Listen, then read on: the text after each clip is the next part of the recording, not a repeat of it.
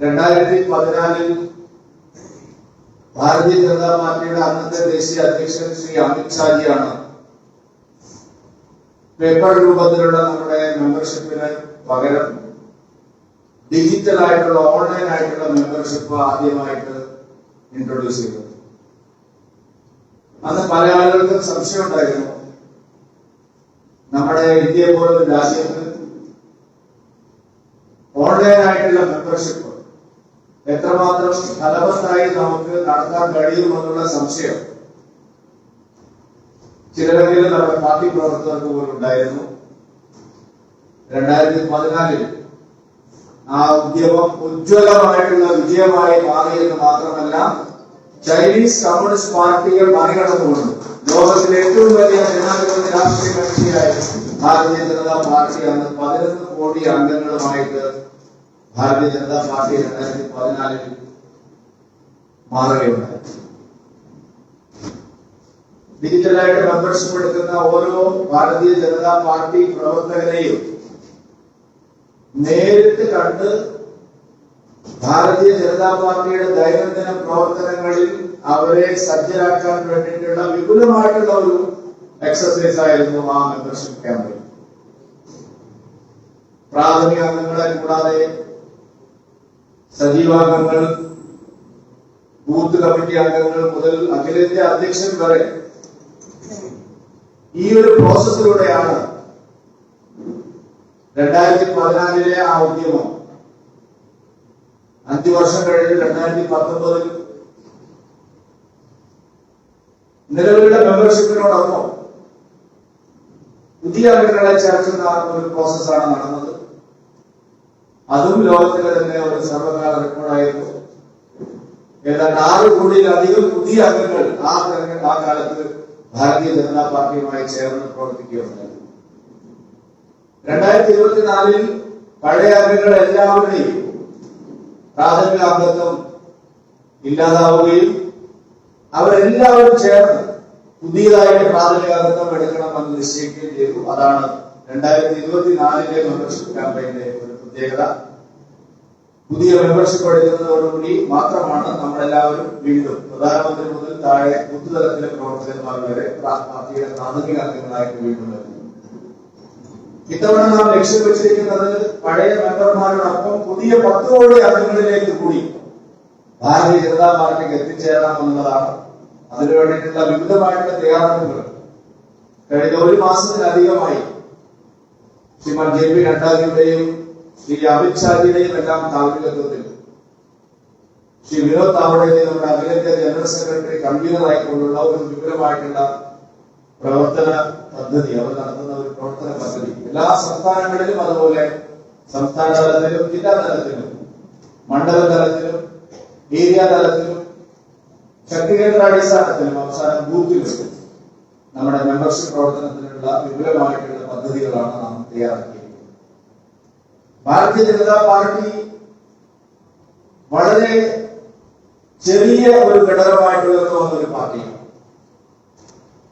ഭാരതീയ ജനതാ പാർട്ടിയുടെ പൂർവ്വരൂപമായിരുന്ന ജനസംഘമായാലും പിന്നീട് ഭാരതീയ ജനതാ പാർട്ടി ആയാലും വളരെ എളിയ നിലയിൽ ഈ രാജ്യത്തെ ജനങ്ങളുടെയും ആദ്യം കുറച്ച് സ്ഥലങ്ങളിൽ മാത്രം ഉണ്ടായിരുന്ന ഒരു പാർട്ടി, ഇന്ത്യ രാജ്യം മുഴുവൻ വ്യാപിച്ചു കിടന്ന ഒരു പാർട്ടി ആയിരുന്നു. ജനസംഘത്തെ കുറിച്ച് അങ്ങനെ ആക്ഷേപം തന്നെ ഉണ്ടായിരുന്നു. ജനസംഘം ഒരു ഉത്തരേന്ത്യക്കാരുടെ മാത്രം പാർട്ടിയാണ്. എല്ലാ സംസ്ഥാനങ്ങളിലും അവർക്ക് എത്തിച്ചേരാൻ കഴിയുന്ന കോൺഗ്രസിനെ പോലെ എല്ലാ മേഖലയിലും കടന്നു കയറാൻ കഴിയുന്ന ഒരു പാർട്ടിയല്ല എന്നുള്ളതായിരുന്നു ആദ്യത്തെ ആക്ഷേപം. എന്നാൽ ഒരു ആശയത്തിന്റെ അടിസ്ഥാനത്തിൽ പ്രവർത്തിക്കുന്ന ഒരു പാർട്ടി എന്നുള്ള നിലയിൽ, ഒരു വിചാരധാരയുടെ അടിസ്ഥാനത്തിൽ പ്രവർത്തിക്കുന്ന ഒരു പാർട്ടി എന്നുള്ള നിലയിൽ അതിവേഗം ജനസംഘത്തിനെ ഇന്ത്യയിലെ ഏറ്റവും പ്രമുഖമായ രാഷ്ട്രീയ കക്ഷികളിൽ ഒന്നായി വളർന്നു വരാൻ കഴിയും. ജനങ്ങൾക്ക് ഇത് വ്യത്യസ്തമായ ഒരു പാർട്ടിയാണ് എന്നുള്ള തിരിച്ചറിവ് അതിവേഗം ജനസംഘത്തിന് ഉണ്ടാക്കിയെടുക്കാൻ കഴിയും. ജനസംഘത്തിന്റെ സ്ഥാപക അധ്യക്ഷനായിരുന്ന ഡോക്ടർ ശ്യാമ പ്രസാദ് മുഖർജി നെഹ്റു മന്ത്രിസഭയിലെ ആദ്യത്തെ വ്യവസായ വകുപ്പിന്റെ മന്ത്രിയായിരുന്നു. എല്ലാ അധികാരങ്ങളും അദ്ദേഹത്തിന് നെഹ്റു നൽകിയിട്ടും നിലപാടുകളിലുള്ള വൈരുദ്ധ്യം, വ്യത്യാസം, വ്യതിരിക്തത അദ്ദേഹത്തെ വൈകാതെ തന്നെ നെഹ്റു മന്ത്രിസഭയിൽ നിന്ന് രാജിവെക്കാൻ പ്രേരിപ്പിച്ചു. ജമ്മു കാശ്മീരിന് പ്രത്യേകമായ പദവി നൽകി കാശ്മീരിന്റെ ഇന്ത്യൻ യൂണിയനോടുള്ള ഐക്യദാർഢ്യത്തെ ചോദ്യം ചെയ്യുന്ന, കാശ്മീർ മറ്റൊരു രാജ്യമാണ്, അവിടെ പ്രത്യേക പതാക, പ്രത്യേക ഭരണഘടന, ഇന്ത്യൻ യൂണിയന്റെ പാർലമെന്റിൽ പാസ്സാക്കുന്ന നിയമങ്ങളൊന്നും തന്നെ ബാധകമല്ല. അങ്ങനെ ഒരു വേറിടൽ മനോഭാവം വ്യക്തിപരമായ താല്പര്യങ്ങളുടെ പേരിൽ ആദ്യത്തെ പ്രധാനമന്ത്രി, ഏകഛത്രാധിപതിയായിരുന്ന, ലോകം മുഴുവൻ വിശ്വപൗരൻ എന്നറിയപ്പെട്ടിരുന്ന പണ്ഡിറ്റ് നെഹ്റു അങ്ങനെ ഒരു തീരുമാനം ഈ രാജ്യത്തിനെതിരായ ഒരു നിലപാട് സ്വീകരിച്ചപ്പോൾ അദ്ദേഹം അതിനെ ചോദ്യം ചെയ്തു. ജമ്മു കാശ്മീർ ഇന്ത്യയുടെ അവിഭാജ്യ ഘടകമാണ്. അതിനെ പാകിസ്ഥാൻ അവകാശവാദത്തിന് മുമ്പിൽ വിട്ടുകൊടുക്കാൻ തയ്യാറില്ല. ഒരു രാജ്യത്ത് രണ്ട് പതാകയും, രണ്ട് ഭരണഘടനയും, രണ്ട് പ്രധാനമന്ത്രിയും അംഗീകരിക്കില്ല എന്നുള്ള ആശയപരമായ ഒരു ഉറച്ച നിലപാടെടുത്തുകൊണ്ടാണ് അദ്ദേഹം ജവഹർലാൽ നെഹ്റുവുമായിട്ട് തെറ്റിപ്പിരിഞ്ഞ് മന്ത്രിസഭയിൽ നിന്ന് രാജിവെച്ച് പിന്നീട് ചരിത്രം നമുക്കറിയാം. പിന്നീട് അദ്ദേഹം ഗുരുജിയുമായിട്ട് ബന്ധപ്പെട്ട് പുതിയ രാഷ്ട്രീയ പ്രസ്ഥാനത്തിന് രാജനീതിയിലേക്ക് അദ്ദേഹം കാശ്മീരിലേക്ക് മാർച്ച് നടത്തി. വിസ സമ്പ്രദായം അവസാനിപ്പിക്കാൻ അദ്ദേഹം നടത്തിയ ശ്രമങ്ങൾ കൊടുക്കുന്ന അദ്ദേഹം ജയിലിൽ പോകേണ്ടി വന്നു. അവിടെ അവസാനം അദ്ദേഹം ദുരൂഹമായ സാഹചര്യത്തിൽ മരണപ്പെട്ടു. അന്നു മുതൽ ഇന്ന് വരെ ഭാരതീയ ജനതാ പാർട്ടി അടിസ്ഥാനപരമായ ആശയത്തിന്റെ അടിസ്ഥാനത്തിൽ പ്രവർത്തിച്ചുകൊണ്ട് മുന്നോട്ട് പോകുന്നതാണ്. കേവലം അധികാരത്തിന് വേണ്ടി മാത്രമുള്ള ഒരു പ്രസ്ഥാനമല്ല ഭാരതീയ ജനതാ പാർട്ടി. ആശയങ്ങളുടെ വ്യത്യസ്തതയാണ് അത് ഒരു വേറിട്ട് നിൽക്കാനുള്ള കാരണം. ഇപ്പോ ചില ആളുകൾ പറയും, കഴിഞ്ഞ 2014-ലെയും 2019-ലെയും പോലെ ബിജെപിക്ക് മാത്രം കേവല ഭൂരിപക്ഷത്തിൽ ലഭിച്ച ഒരു എൻഡിഎ സർക്കാരല്ല. ബിജെപിക്ക് കേവല ഭൂരിപക്ഷത്തിൽ കുറച്ച് സീറ്റുകളുടെ കുറവുണ്ട്. ഒരു സഖ്യകക്ഷി സർക്കാരാണ്, അതൊരു ദുർബലമായ സർക്കാരായിരിക്കുമെന്നാണ്.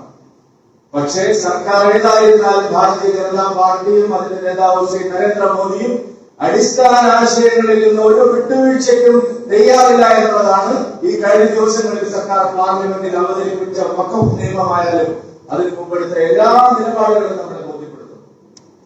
ജനസംഘ കാലത്ത് ആരംഭിച്ച കാശ്മീരിന്റെ 370 വകുപ്പ് എടുത്തു കളയണമെന്നുള്ള ആശയം അത് യാഥാർത്ഥ്യമാക്കാൻ ബിജെപി സർക്കാർ അധികാരത്തിൽ വന്നപ്പോൾ നമുക്ക് സാധിച്ചു. അയോധ്യയിലെ രാമക്ഷേത്രം 370 വകുപ്പ് എടുത്തു കളയിൽ കോമൺ സിവിൽ കോഡ്, ഇങ്ങനെ പല അടിസ്ഥാനപരമായിട്ടുള്ള വ്യത്യാസങ്ങളും കോൺഗ്രസും സോകോൾഡ് സെക്യുലർ പാർട്ടികൾ എന്ന് പറയുന്ന കപട മതേതര പാർട്ടികൾ ഉയർത്തുന്ന നിലപാടുകളിൽ നിന്ന് വ്യത്യസ്തമായ നിലപാടുകൾ പാർട്ടിയായി ജനിച്ച അന്ന് മുതൽ 51 മുതൽ 2024 വരെയുള്ള ഈ കാലയളവിൽ ഒരിടത്ത് പോലും ഭാരതീയ ജനതാ പാർട്ടി അതിന്റെ ആശയങ്ങളിൽ വെള്ളം ചേർത്തുകൊണ്ട് ഇതുവരെ മുന്നോട്ട് പോകുന്നു. സർക്കാരിനെ വെല്ലുവിളിക്കാൻ മടിയില്ല എന്ന് തെളിയിച്ചിട്ടുണ്ട് ജനസംഘം. വലിയ പ്രതീക്ഷയോടുകൂടി അധികാരത്തിൽ വന്ന ജനതാ പാർട്ടിയിൽ പ്രധാന കക്ഷിയായിരുന്ന 98 എംപിമാരുടെ പിന്തുണയുണ്ടായിരുന്ന വാജ്പേയിയും അദ്വാനിയും അടക്കം കേന്ദ്രത്തിലെ പ്രമുഖ മന്ത്രിസ്ഥാനം ഉണ്ടായിരുന്നത് ആശയപരമായ വിയോജിപ്പ്, നിലപാടുകളിൽ വെള്ളം ചേർക്കേണ്ടി വരുമെന്ന് പറഞ്ഞപ്പോ മന്ത്രിസ്ഥാനം പരിഗണിച്ച് സർക്കാർ പ്രവർത്തനത്തിൽ പുറത്തു വരാൻ മടിയില്ലാത്ത പ്രസ്ഥാനമാണ് ഭാരതീയ ജനതാ പാർട്ടി എന്ന് നമുക്കറിയാം. കമ്മ്യൂണിസ്റ്റ് പാർട്ടികളൊക്കെ അവരുടെ ആശയങ്ങളെ കുറിച്ച് എപ്പോഴും വലിയ തോതിൽ സംസാരിക്കുന്നതാണ്.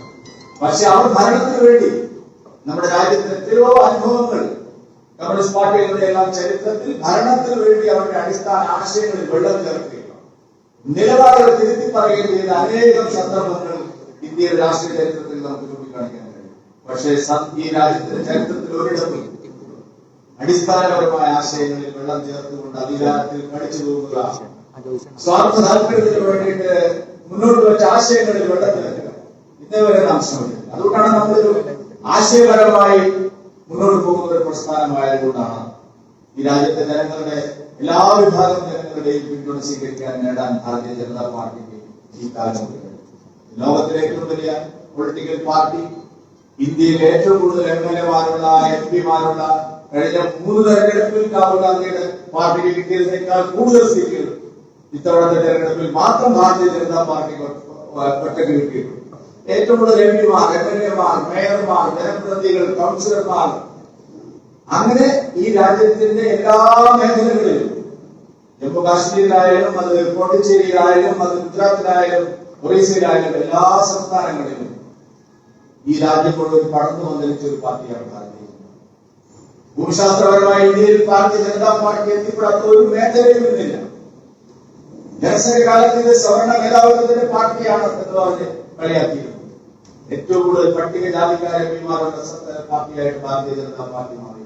ഏറ്റവും കൂടുതൽ പട്ടികവർഗ MLA-മാരെയും MP-മാരെയും തെരഞ്ഞെടുത്ത പാർട്ടിയായിട്ട് ഭാരതീയ ജനതാ പാർട്ടി മാറിയിരിക്കുന്നു. എല്ലാ വിഭാഗം ജനങ്ങളിലും, അത് മതന്യൂനപക്ഷങ്ങൾ തിങ്ങിപ്പാർക്കുന്ന സംസ്ഥാനങ്ങളിൽ പോലും BJP മതന്യൂനപക്ഷങ്ങൾക്കെതിരായിട്ടുള്ള പാർട്ടിയാണെന്നുള്ള നറേറ്റീവ് സൃഷ്ടിക്കാനുള്ള വലിയ ശ്രമങ്ങൾ നമ്മുടെ രാജ്യം നടത്തുന്നു. പക്ഷെ ക്രിസ്ത്യാനികൾ മാത്രം മഹാഭൂരിപക്ഷമുള്ള വടക്കിഴക്കൻ സംസ്ഥാനങ്ങളിലെല്ലാം ഭാരതീയ ജനതാ പാർട്ടി അതിന്റെ വിജയത്തിന്റെ വെല്ലുവിളി പാലിച്ച് മുമ്പോട്ട് പോകുന്നുണ്ടെങ്കിൽ സർവതല സ്പർശിയായിട്ടുള്ള സർവവ്യാപിയായിട്ടുള്ള പാർട്ടിയായി ഭാരതീയ ജനതാ പാർട്ടി ഇന്ന് മാറിയിരിക്കുന്നു. ഇത് കേരളമാണ്. ഇവിടെ നിങ്ങൾക്ക് ഇടമില്ല. ഇന്ത്യയിലെവിടെ BJP അധികാരത്തിൽ വന്നാലും, ഇന്ത്യൻ പാർലമെന്റിൽ പ്രധാനമന്ത്രിയായി BJP അധികാരത്തിൽ വന്നാലും കേരളമാണ് നിങ്ങൾക്ക് ഇവിടെ ഇടമില്ല എന്നും ഇവിടെ ഒരു നറേറ്റീവ് ഉണ്ടായിരുന്നു. 2024 ലോക്സഭാ തെരഞ്ഞെടുപ്പ് ആ പ്രചരണത്തെ അങ്ങേ പരാജയപ്പെടുത്തിക്കൊണ്ട് ഇത് കേരളമാണ്, ഇവിടെയും ഞങ്ങൾക്ക് ഇവിടെ ഇടമുണ്ട്, ഇവിടെയും ഞങ്ങൾ തെരഞ്ഞെടുക്കുന്നു. കേരളത്തിലും ഭാരതീയ ജനതാ പാർട്ടി അതിന്റെ പേര് ഉറപ്പിച്ചു കഴിഞ്ഞിരിക്കുന്നു. എല്ലാ മേഖലയിലും ഭാരതീയ ജനതാ പാർട്ടി 25,000 പോളിംഗ് ബൂത്തുകളിലാണ് കേരളത്തിലുള്ളത്. 25,000 അല്പം കൂടുതൽ. ഇക്കഴിഞ്ഞ ലോക്സഭാ തെരഞ്ഞെടുപ്പിൽ 24,000-ലധികം ബൂത്തുകളിൽ പാർട്ടി സ്വന്തമായിട്ട് ഏജന്റുമാരെ നിർത്തിയ പാർട്ടിയാണ് ഭാരതീയ ജനതാ പാർട്ടി എന്നുള്ള കാര്യം നാം മനസ്സിലാക്കണം. 25,000 ബൂത്തുകളിൽ 24,000 ബൂത്തുകളിൽ പ്രവർത്തനമുള്ള ഏത് പാർട്ടിയാണ് കേരളത്തിലുള്ളത്? ചുരുക്കം പാർട്ടികൾ മാത്രമേ ഉള്ളൂ. അങ്ങനെ എണ്ണപ്പെട്ട ഒരു പാർട്ടിയായി കേരളത്തിൽ ഭാരതീയ ജനതാ പാർട്ടി മുമ്പോട്ട് വന്നിരിക്കുന്നു.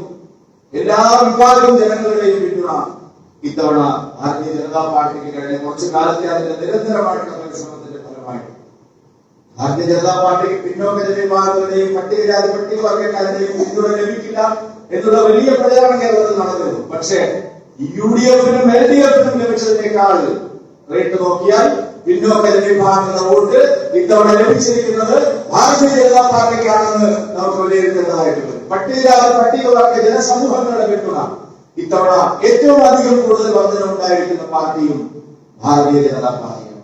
എല്ലാ മേഖലകളിലും ഭാരതീയ ജനതാ പാർട്ടി അതിന്റെ ആശയപരമായിട്ടുള്ള നിലപാടുകളുടെ ഉറച്ച നിലപാടുകളുടെ ശക്തി കൊണ്ട് ജനങ്ങൾ അതിനെ സ്വീകരിച്ചുകൊണ്ടിരിക്കുക. ഇത്തവണ മെമ്പർഷിപ്പ് ക്യാമ്പയിന്റെ ലക്ഷ്യം നമ്മൾ മുമ്പോട്ട് വെച്ചപ്പോൾ ഏറ്റവും ചുരുങ്ങിയത് 50 ലക്ഷം പ്രവർത്തകരെ ഭാരതീയ ജനതാ പാർട്ടിയിൽ ചേർക്കണമെന്നുള്ള ലക്ഷ്യമാണ് നാം നിശ്ചയിച്ചിരിക്കുന്നത്. എനിക്ക് സമ്പൂർണമായിട്ടുള്ള വിശ്വാസമുണ്ട് ഈ മെമ്പർഷിപ്പ് ക്യാമ്പയിൻ കഴിയുമ്പോൾ നാം ആ ലക്ഷ്യത്തിൽ 100% കേരളത്തിൽ എത്തുമെന്നുള്ള കാര്യത്തിൽ യാതൊരു സംശയവുമില്ല. കാരണം ഭാരതീയ ജനതാ പാർട്ടിയിലേക്ക് കടന്നു വരാൻ നരേന്ദ്രമോദിജിയുടെ നേതൃത്വം ഏറ്റെടുക്കാൻ, ആ നേതൃത്വത്തിന് കീഴിൽ അണിനിരക്കാൻ, പാർട്ടി മുന്നോട്ട് വയ്ക്കുന്ന ആശയങ്ങൾ അത് സ്വീകരിക്കാൻ മലയാളികൾ വലിയ തോതിൽ പിന്തുണയായിട്ട് വരുന്നു എന്നുള്ള സന്തോഷകരമായിട്ടുള്ള ഒരു കാര്യം കൂടി. ഒരു രാഷ്ട്രീയ മാറ്റം കേരളത്തിലെ ജനങ്ങൾ ആഗ്രഹിക്കുക. കേരളത്തിലെ ജനങ്ങൾക്ക് ഇന്ന് വിശ്വാസ്യതയുള്ള ഒരു പാർട്ടി, വിശ്വസനീയമാണ് എന്ന് കരുതാൻ കഴിയുന്ന ഒരു പാർട്ടി, ഒരേ ഒരു പാർട്ടി ഭാരതീയ ജനതാ പാർട്ടി മാത്രമാണ്. ഇവിടെ പിണറായി വിജയൻ സർക്കാർ ഭരിച്ചുകൊണ്ടിരിക്കുന്നു. എന്തെല്ലാം അനീതികളും അഴിമതികളും അനാശാസ്യമായിട്ടുള്ള കാര്യങ്ങളും ആണ് ഇവിടെ നടന്നുകൊണ്ടിരിക്കുന്നത്. ഞാൻ പ്രത്യേകിച്ച് വിശദീകരിക്കേണ്ട ആവശ്യമില്ല. ഇപ്പൊ നടന്നുകൊണ്ടിരിക്കുന്ന സംഭവ വികാസങ്ങളെല്ലാം തന്നെ LDF-ന്റെയും പിണറായി വിജയന്റെയും ആ തെറ്റായ നയങ്ങളോട് ഒരല്പമെങ്കിലും വേറിട്ട ഒരു നിലപാട് ഞങ്ങൾക്കുണ്ട് എന്ന് അവകാശപ്പെടാൻ ഇവിടുത്തെ നിയമസഭയിൽ ഔദ്യോഗിക പ്രതിപക്ഷമായിട്ടുള്ള UDF-ന് സാധിക്കുമോ? ഒരു തരത്തിലും അവർക്ക് സാധിക്കും. പിണറായി വിജയന്റെയും LDF-ന്റെയും ഈ തെറ്റായ സമീപനങ്ങൾക്ക് എതിരായി ശരിയായ നിലപാട് ഉയർത്തിപ്പിടിക്കാൻ കഴിയുന്ന ഒരേ ഒരു പാർട്ടി കേരളത്തിൽ ഭാരതീയ ജനതാ പാർട്ടി മാത്രമാണ്. നോക്കൂ, നിങ്ങളുടെ ഹേമ കമ്മിറ്റി റിപ്പോർട്ട് വന്നു. ഹേമ കമ്മിറ്റി റിപ്പോർട്ട് വന്നപ്പോൾ കോൺഗ്രസ്സുകാർ വലിയ പ്രസ്താവന അതിനിറക്കി. 4.25 കൊല്ലം ഹേമ കമ്മിറ്റി റിപ്പോർട്ട് ഈ സർക്കാർ മേശപ്പുറത്ത് കോൾഡ് സ്റ്റോറേജിൽ വെച്ചു. കോൺഗ്രസ് എവിടെയായിരുന്നു? സിനിമാ മേഖലയിൽ പ്രവർത്തിക്കുന്ന, ചലച്ചിത്ര മേഖലയിൽ പ്രവർത്തിക്കുന്ന സ്ത്രീകളുടെ ഏറ്റവും ദുരിതപൂർണമായിട്ടുള്ള ഒരു സാഹചര്യത്തെ സംബന്ധിച്ച് കോൺഗ്രസിന് ആത്മാർത്ഥതയോടുകൂടി ഒരു നിലപാടെടുക്കാൻ സാധിക്കുമോ? കോൺഗ്രസിലെ ഒരു വനിതാ നേതാവ് കഴിഞ്ഞ ദിവസം പറഞ്ഞത് ചലച്ചിത്ര മേഖലയിൽ നടക്കുന്നതെല്ലാം കോൺഗ്രസ് പാർട്ടിക്കകത്ത് നടക്കുന്നു. അവിടെ സ്ഥാനമാനങ്ങൾ ലഭിക്കണമെങ്കിൽ കോൺഗ്രസിനകത്തും ഇത് തന്നെയാണ് സംഭവിക്കുന്നത് എന്ന് പരസ്യമായി പറയാൻ കോൺഗ്രസിന്റെ വനിതാ നേതാക്കൾ തയ്യാറാക്കി വരുന്ന കാഴ്ചയാണ് നാം കാണുന്നത്. ചലച്ചിത്ര മേഖലയിലെ ഈ അനാശാസ്യ പ്രവണതകളുടെ കൂട്ടത്തിൽ കോൺഗ്രസും LDF-ഉം മറന്നുപോയ ഒരു കാര്യമുണ്ട്. ഭാരതീയ ജനതാ പാർട്ടി മാത്രമാണ് ആ കാര്യത്തിൽ ശരിയായ നിലപാട് സ്വീകരിച്ചത്. നമ്മുടെ നാട്ടിലെ ഒരു യുവ ഗായിക, ഒരു ചലച്ചിത്ര സംവിധായകനും ഒരു സിനിമാ നടിയും ചേർന്ന് കൊച്ചി നഗരത്തിൽ വലിയ തോതിൽ മയക്കുമരുന്ന് പാർട്ടികൾ സംഘടിപ്പിക്കുന്നു. ആ മയക്കുമരുന്ന് പാർട്ടികളിൽ അനേകം പെൺകുട്ടികൾ ചൂഷണം ചെയ്യപ്പെട്ടിരിക്കുന്നു. നമുക്ക് കേരളത്തിൽ നടക്കേണ്ട ഒരു ആക്ഷേപമായിരുന്നു വന്നത്. ആശിക്കപ്പോഴും റീമ കല്ലിനെതിരായി ഏതെങ്കിലും ഒരു പൊളിറ്റിക്കൽ പാർട്ടി അതിനോട് പ്രതികരിച്ചിട്ടുണ്ടോ? മയക്കുമരുന്ന് പാർട്ടികൾ നടത്തുകയും അവിടെ പെൺകുട്ടികളെ ചൂഷണം ചെയ്യുകയും ചെയ്യുന്നു എന്നുള്ള ഒരു ആരോപണം ഇവിടെ ആരും ചർച്ച ചെയ്യാൻ തയ്യാറായില്ല. അപ്രധാനമായ ആരോപണങ്ങൾ പോലും ദിവസങ്ങളോളം ചർച്ച ചെയ്ത് നമ്മുടെ മലയാള മാധ്യമങ്ങളും ഒരു വാക്ക് പോലും അതിനെക്കുറിച്ച് പറയാൻ തയ്യാറായില്ല. ഭാരതീയ ജനതാ പാർട്ടി മാത്രമാണ് ശരിയായ നിലപാട് സ്വീകരിച്ചുകൊണ്ട് ഈ വിഷയം പൊതുസമൂഹത്തിന് മുമ്പിൽ ഏറ്റവും പ്രധാനപ്പെട്ട ഒരു വിഷയമാണ്, ഇത് ചർച്ച ചെയ്യപ്പെടണം എന്നുള്ള ഉറച്ച നിലപാട് സ്വീകരിച്ചിട്ടുള്ളത്. ഏത് നിലപാടുകളുടെ കാര്യത്തിലും ഭരണകക്ഷിയുടെ സർക്കാരിന്റെ തെറ്റായ നയങ്ങൾക്കെതിരെ ശരിയായ നിലപാട് ഉയർത്തിപ്പിടിക്കാൻ BJPക്ക് സാധിച്ചിട്ടുണ്ട്. മുഖ്യമന്ത്രിയുടെ ഓഫീസിലെ രണ്ട് പ്രമുഖന്മാർ പൊളിറ്റിക്കൽ സെക്രട്ടറിയും ക്രമസമാധാന ചുമതലയുള്ള ADGP-യും സ്വർണ്ണക്കള്ളക്കടത്ത് നടത്തുന്നു, ഡ്രഗ് ട്രാഫിക്കിങ്ങിനെ പ്രോത്സാഹിപ്പിക്കുന്നു, മാഫിയ സംഘങ്ങളെ സഹായിക്കുന്നു, കള്ളപ്പണ ഇടപാടുകാർക്ക് വളം വെച്ചു കൊടുക്കുന്നു, കൊലപാതകങ്ങൾ വരെ ആസൂത്രണം ചെയ്യുന്നു എന്ന് പരസ്യമായി UDF LDF-ലെ തന്നെ ഒരു MLA, മാർക്സിസ്റ്റ് പാർട്ടിയുടെ MLA പറഞ്ഞിട്ട് 72 മണിക്കൂർ കഴിഞ്ഞു. മുഖ്യമന്ത്രി പറഞ്ഞു ഉടനെ അന്വേഷണം ഉണ്ടാവും. ഒരു നടപടിയും ഉണ്ടായില്ല. കുറ്റക്കാരെ സംരക്ഷിക്കാൻ വേണ്ടിയുള്ള നീക്കമാണ് നടത്തിയത്. ഇന്നലെ തന്നെ ഭാരതീയ ജനതാ പാർട്ടി പറഞ്ഞിരുന്നു, ഒരു തരത്തിലും ഈ കുറ്റവാളികളെ നിയമത്തിന് മുമ്പിൽ കൊണ്ടുവരാൻ പിണറായി വിജയന് കഴിയില്ല. കാരണം ഈ ആരോപണത്തിന്റെ കുന്തകുല നേരെ ചെന്ന് തറയ്ക്കുന്നത് മറ്റാരിലേക്കുമല്ല, മുഖ്യമന്ത്രി ശ്രീ പിണറായി വിജയനിലേക്കാണ്. മുഖ്യമന്ത്രിയുടെ വിശ്വസ്തരാണ് ഇതെല്ലാം ചെയ്തിരിക്കുന്നത്. ഇതിന്റെ പാവഭാരത്തിൽ നിന്ന് മുഖ്യമന്ത്രിക്ക് ഒഴിഞ്ഞു മാറാൻ കഴിയില്ല. ഇന്ന് നാം അക്ഷരം പ്രതി അത് കണ്ടു കഴിഞ്ഞിരിക്കുന്നു. PV അൻവർ മുഖ്യമന്ത്രിയെ കാണുന്നു, എല്ലാം പറഞ്ഞ് കോംപ്ലിമെന്റ്സ് ആക്കുന്നു. നാം ഇന്നതാണ് കണ്ടത്. LDF-ന്റെ തെറ്റായ നയങ്ങൾ ശരിയായ നിലയിൽ കോൺഗ്രസിന് എതിർക്കാൻ സാധിക്കുമോ? ഈ നാട്ടിലെ ഏത് പ്രശ്നങ്ങൾ എടുത്തു നോക്കിയാലും, അഴിമതിയായാലും ഇതുപോലുള്ള അനാശാസ്യ കാര്യങ്ങളെല്ലാം തന്നെ UDF കഴിഞ്ഞ കാലങ്ങളിൽ ചെയ്തിട്ടുള്ളതാണ്. പട്ടികജാതി പട്ടികവർഗക്കാർ അവരുടെ ജോലിക്കും വിദ്യാഭ്യാസത്തിനുമുള്ള ഫണ്ട് കേരളത്തിൽ മാർക്സിസ്റ്റ് പാർട്ടിയുടെ നേതാക്കൾ അടിച്ചു മാറ്റിയതിനെതിരായിട്ട് വലിയ സമരങ്ങൾ നമ്മൾ നടത്തി. കോൺഗ്രസിന് അതിനെക്കുറിച്ച് എന്തെങ്കിലും ഒരു കാര്യം ചെയ്യാൻ സാധിക്കുമോ? കോൺഗ്രസിന്റെ ഒരു പട്ടികജാതി ക്ഷേമ വകുപ്പ് മന്ത്രി കർണാടകയിൽ 1,40,000 കോടി രൂപയുടെ ഫണ്ടാണ് അവിടെ തട്ടിയതിന്റെ പേരിലുള്ള കേസ് അവിടെ നിലനിൽക്കുക. കോൺഗ്രസ് പാർട്ടിക്ക് കേരളത്തിലായാലും ഇന്ത്യയിൽ എവിടെയായാലും ഇത്തരത്തിലുള്ള അഴിമതിക്കും അനാശാസ്യ പ്രവർത്തനങ്ങൾക്കും അനാചാരങ്ങൾക്കും എതിരായി ധാർമ്മികമായ ഒരു നിലപാട് സ്വീകരിക്കാൻ കഴിയില്ല. കാരണം അവർ ഇതേ നിലപാടുകൾ തന്നെ ഭരണത്തിലിരിക്കുമ്പോൾ സ്വീകരിച്ചിട്ടുള്ളവരാണ്. ജനങ്ങൾ എന്തുകൊണ്ടാണ് ഒരു മൂന്നാം ബദലിനെ പ്രതീക്ഷയോടെ നോക്കിക്കാണുന്നത്? ശരിയായ നിലപാട് സ്വീകരിച്ചുകൊണ്ട് കേരളത്തിൽ ഈ രണ്ട് മുന്നണികൾക്കും എതിരായി ജനങ്ങളുടെ പക്ഷത്ത് നിന്നുകൊണ്ട് സംസാരിക്കാൻ ഒരു പാർട്ടി വേണം എന്നുള്ള ആഗ്രഹത്തിന്റെ അടിസ്ഥാനത്തിലാണ് ജനങ്ങൾ BJPയെ ഒരു പ്രതീക്ഷയായി, ഒരു ഏക ബദലായി കാണാൻ തയ്യാറായത്.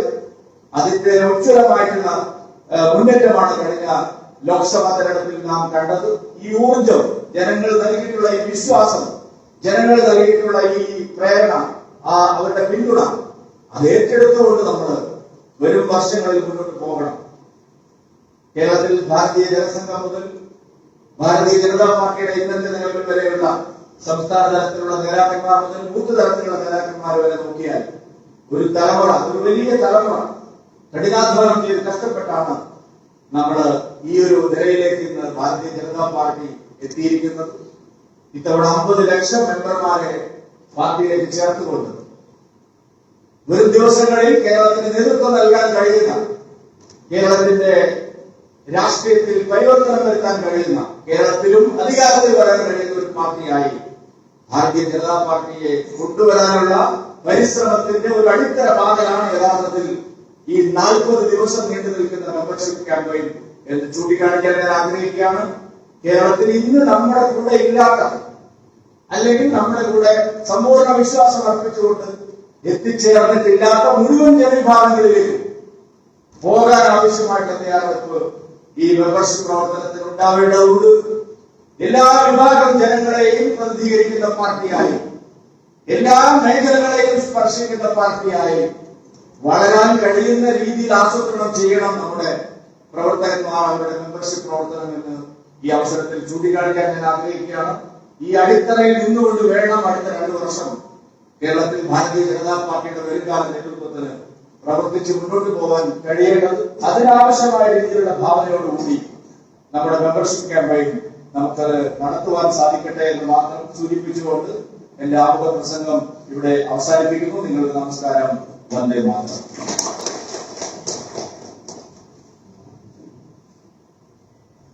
നിരവധി പ്രമുഖരായിട്ടുള്ള ആൾക്കാർ ഇന്നൊരു ഉദ്ഘാടന പരിപാടിയിൽ പങ്കെടുത്തുകൊണ്ട് പാർട്ടിയുടെ അംഗത്വം സ്വീകരിക്കുകയാണ്.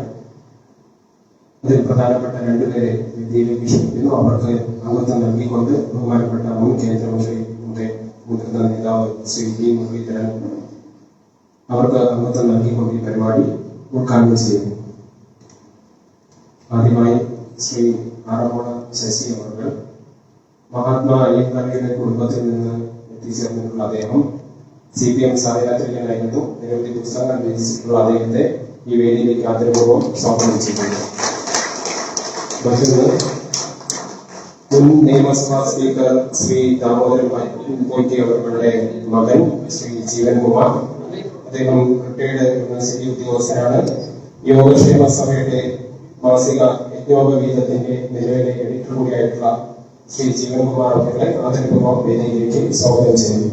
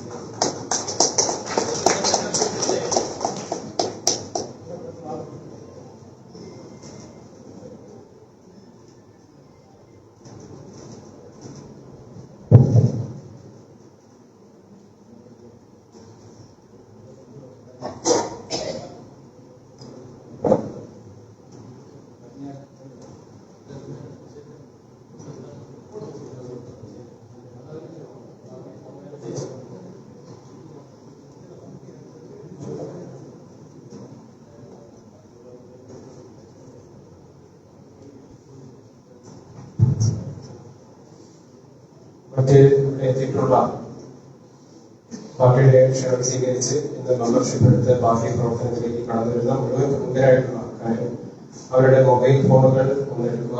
ഈ പറയുന്ന നമ്പറിലേക്ക് ഒന്ന് മിസ് കോൾ ചെയ്തുകൊണ്ട്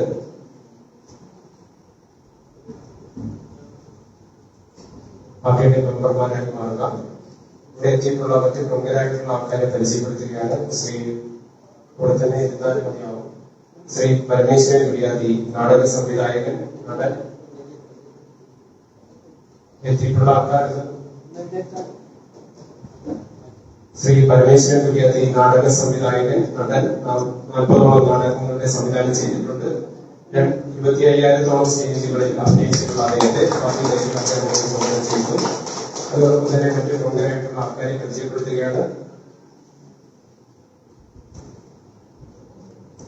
ശ്രീ വെള്ളാർ ശിവകുമാർ, മുൻ Kovalam Congress block general secretary, Bengaluru മണ്ഡലം പ്രസിഡന്റ്. ശ്രീ രാജേഷ് പിള്ളയിൽ, നിയമനിയോജകമണ്ഡലം കർഷക കോൺഗ്രസ് മുൻ ജനറൽ സെക്രട്ടറി, മുൻ മണ്ഡലം പ്രസിഡന്റ്. ശ്രീ സോണിയ മൽഹാർ, തിരുവനന്തപുരം സ്വദേശിയായിട്ടുള്ള minister. Shri Udayakumar, retired additional educational officer. Shri Sarathchandran Nair, നിരവധി വർഷം UAE പ്രവാസിയായി ജീവിച്ചിരുന്ന അദ്ദേഹം 6 സിനിമകൾ നിർമ്മിച്ചിട്ടുണ്ട്. നിലവിൽ Kerala state film chamber of കൊമേഴ്സിന്റെ എക്സിക്യൂട്ടീവ് മെമ്പറാണ്. Kerala state film producers association member കൂടിയായിട്ടുള്ള അദ്ദേഹം വട്ടിയൂർക്കാവ് മണ്ഡലം സ്വദേശിയാണ്. Shri Manoj P, KSCB retired chief engineer. Shri Vijayakumar, retired superintending engineer ONGC. Shri KG Rajendran, retired SBI manager. Shri Irakkath Radhakrishnan, റിട്ടയർഡ് അധ്യാപകൻ, രാമായണ ആചാര്യൻ, ആധ്യാത്മിക ചിന്തകൻ, എഴുത്തുകാരൻ. ഇത്രയും ആൾക്കാർ ഇന്ന് നമ്മുടെ വേദിയിൽ നമ്മളോടൊപ്പം ഉണ്ട്.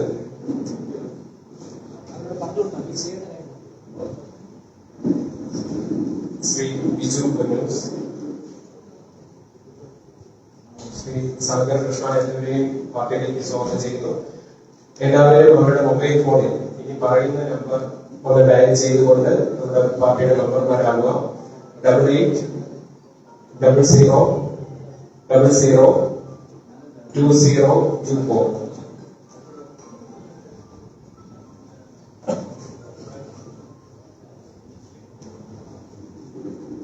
മിസ് കോൾ ചെയ്ത സമയത്ത് തന്നെ ഒരു പാർട്ടിയുടെ നിങ്ങളെ സ്വാഗതം ചെയ്തുകൊണ്ടുള്ള മെസ്സേജ് നിങ്ങളുടെ ഫോണിലേക്ക് എത്തിയിട്ടുണ്ടാവും. SMS ആയി. ആ SMS ഓപ്പൺ ചെയ്യുമ്പോൾ പാർട്ടിയുടെ അംഗത്വ നമ്പറിൽ നമ്മുടെ വ്യക്തിപരമായിട്ടുള്ള വിവരങ്ങൾ രേഖപ്പെടുത്തേണ്ട ഒരു ലിങ്കും എത്തിയിട്ടുണ്ട്. ആ ലിങ്ക് ഓപ്പൺ ചെയ്തുകൊണ്ട് ഓപ്പൺ ചെയ്യുക. ഓപ്പൺ ചെയ്ത ഉടനെ തന്നെ പാർട്ടിയുടെ നമ്മുടെ മൊബൈൽ നമ്പർ ഒന്നും കൂടി എൻ്റർ ചെയ്ത് OTP ആ നമ്പറിലേക്ക് എത്തിക്കുക.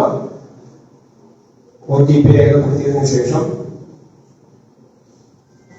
അല്ലെങ്കിൽ തുടർന്ന് നമ്മുടെ പേര്, നമ്മുടെ വയസ്സ്, നമ്മുടെ അഡ്രസ്, ഒരു റഫറൽ കോഡ് ചോദിക്കുന്നുണ്ടാവും.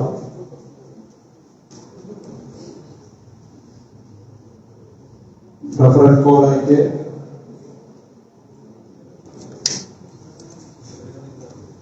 പാർട്ടി സംസ്ഥാന അധ്യക്ഷന്റെ നമ്പർ റഫറൽ കോഡായിട്ട് കൊടുക്കുന്നതാണ്.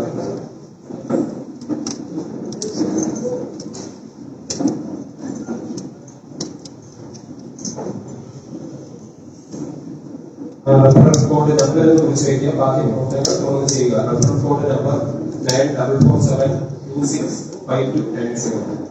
ഒരിക്കൽ കൂടി പറയാം, 9447265290.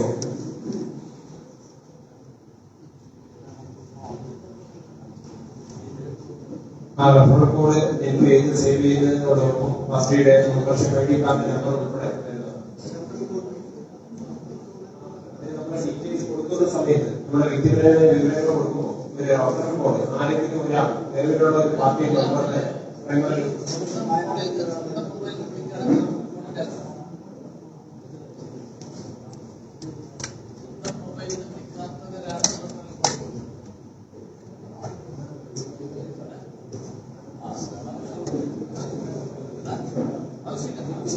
സ്വന്തം ഫോണിൽ ചെയ്യുകയാണെങ്കിൽ റഫറൽ ആവശ്യമില്ല. പാർട്ടിയുടെ സജീവത്വം നേടുന്നതിന് വേണ്ടി നമ്മൾ ചെയ്യുമ്പോൾ നമ്മുടെ റഫറൽ കോഡ് വെച്ച് മറ്റുള്ളവരെ ചേർക്കാൻ